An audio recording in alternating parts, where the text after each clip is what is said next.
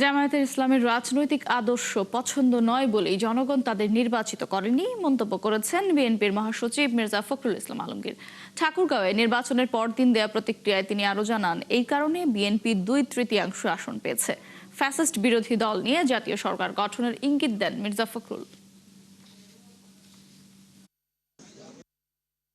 আজকে যেটুকু উত্থান হয়েছে জামাত ইসলামের, that is because of Awami League, তাদের যে দমন পীড়নমূলক যে শাসন এবং বিরোধী দলকে ফাংশন করতে না দেওয়া, তাদেরকে ইলেকশন করতে না দেওয়া, যার ফলে আজকে এটা হয়েছে।